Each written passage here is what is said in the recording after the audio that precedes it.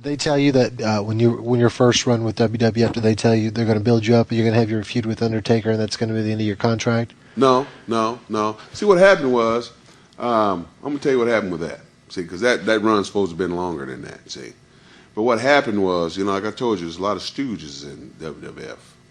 Okay, that's the truth. And what happened was, one night, me and a few guys, a whole bunch of us was out honky tonking, partying. We was out because the bar at the hotel didn't close till about 3 or 4 or 5 in the morning.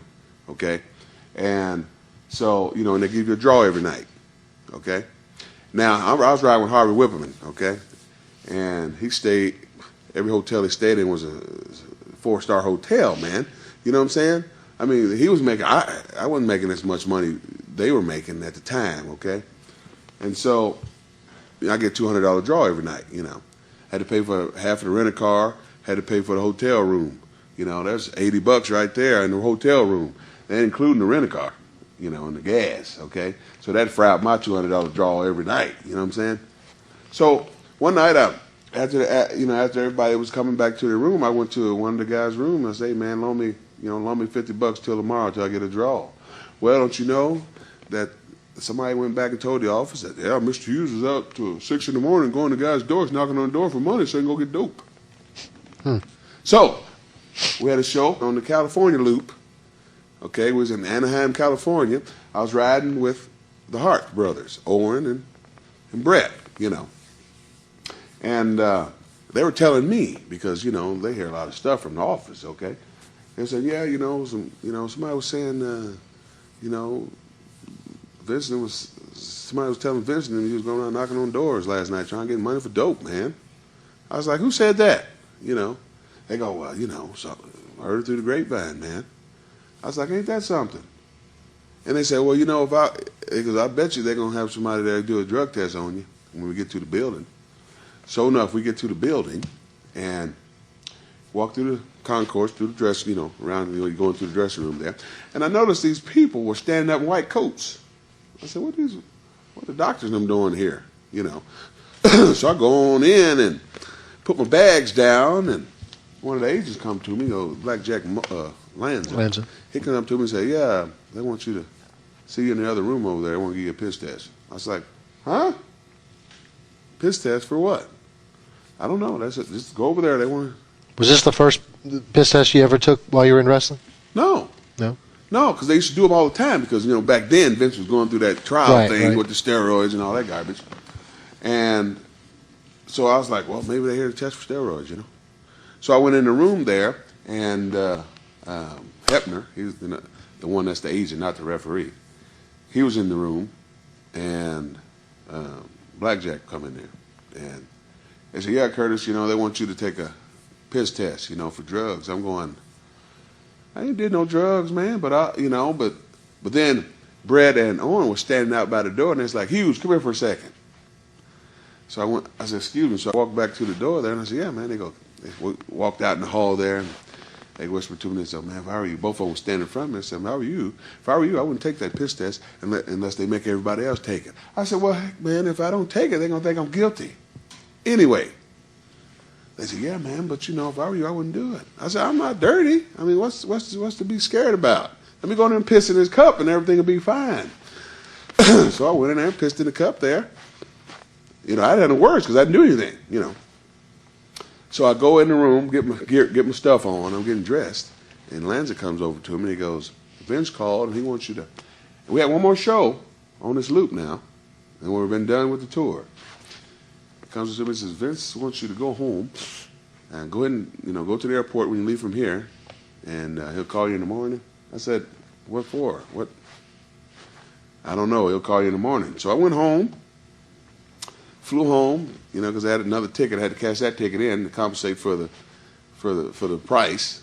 Instead of going to the next town, I had to put that ticket with the money. Bam, I had to take enough to go home. Went on home. I still had to earn.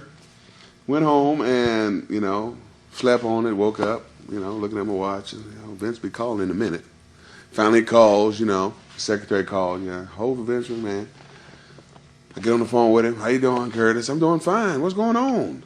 He goes, well, Curtis, we got all this other stuff going on, you know, with the steroid thing, and we don't want no headaches. We don't want no, you know, no problems with drugs. And I said, Vince, I'm not on drugs. I'm not taking drugs. The test, I'll tell you that. You know. He goes, yeah, I know, but, you know, we just don't want it right now. He said, well, I'm going to send, he goes, where you live? I said, oh, yeah, I live in College Park. Well, you live close to Atom Bomb, don't you? I said, yeah. We're going to send Atom Bomb over there to get the urn from you. Could you please give it to him? I'm going like, wait a minute here, hold it. Well, you letting me go here? He goes, yeah, we can't have that right now. I said, but did you get the results back from the test yet? He goes, I don't know about that yet, but, you know. And then that was it for that run, you know. Got a question, and you don't have to say anybody's name if you want to protect it. But do you think you know who stooged you out? Yeah, I know. Have you seen that person since? No. And if I did, he won't have no grill. His front grill will be missing. You know. Then when I tell you who it is, then you'll see his grill missing, then you know who it is. You know. And let me tell you something about some of these folks up there in the WWF. A lot of them are backstabbing SOBs, man. Cocksuckers. They're all just, some of them just, they want their job so bad that they'll cut a throat, man. They don't care, you know? And it's a crying shame. You know, you got good athletes coming through here, coming through that company, that have to go through all these games and all this garbage, you know. One thing I have nothing to say bad about Vince. I have nothing bad about Vince or anybody in that family. But the people that got working for him, man, they're all, you know, butt kissers. Not all of them, but some of them, okay? Don't get me wrong. I have nothing to say about Vince. He hired me 3 times. I'll say something about the man, you know.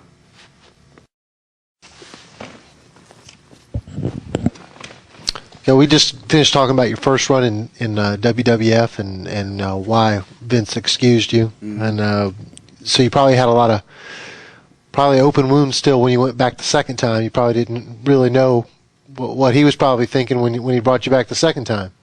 Well, I wouldn't exactly say it that way. I knew that they really didn't have anything on me the first time, but the second time I was real careful. You know, I mean, I was careful who I hung out with, who I rode with, because the first time I rode with anybody, you know, and I was noticing that things would go back to the office that I didn't say, you know, I'm in the car asleep, you know, I didn't say that, you know, so the next time I went, you know, I was selective on who I rode with, you know, when I went back the second time, you know, the first 6 months. They pay for everything. They give you a voucher for the rent-a-car, and they pay for your hotel. So I was riding with myself most of the time, you know. And, of course, on the last time I did the same thing. So I wouldn't have that problem again, you see.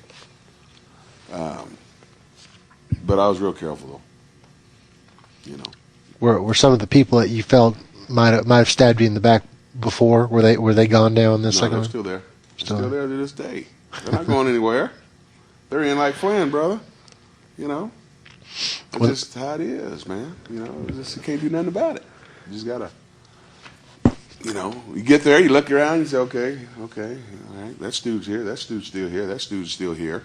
All right, I know who not to ride with, who to talk to, who to hang out with. You know, because I started hanging out with myself mostly. You know, me and boss man, Lord rest his soul, used to ride together all the time. Good guy, man. I used to ride with Brett now, you know, all the time. And the Steiners, rode with them, you know, a variety of people. People I knew that wasn't stooges, you know what I'm saying? Right. But, you know, the ones I knew, I didn't even get close to them, man. I go do the show, get a draw, and go back to the hotel. Wouldn't leave the room. I didn't, you know, when it gets to that point, man, you don't let nobody see you doing nothing. You know, usually guys come down at the hotel bar because we stayed at Marriott and the nice hotels, and Vince come down, you know, and everybody would come down to the hotel bar and hang out and have a drink. I'd come in and wave and go on back to the room. I wouldn't stay down there and have a drink or nothing, you know, because I didn't want nobody to get no ideas about what Mr. Hughes was doing, even though, because every time I went there, they put me with somebody on top, you see. And guys get jealous, man. Say, for instance, if you've been at a company you know, say for 10 years, and then some guy comes in out of the blue and he gets that spot that you've been supposed to get, you know, you're going to be pissed, aren't you? Yep. That's what happened with me, you know. They brung me in, you know, from AWA, and all these other guys has been at this company, you know, knocked them right out the way, and I'm right there with the Undertaker, you know. You know, they're sitting there shaking your hand, petting you on the back, stabbing you like a big dog, man. This is a dog-eat-dog business, brother.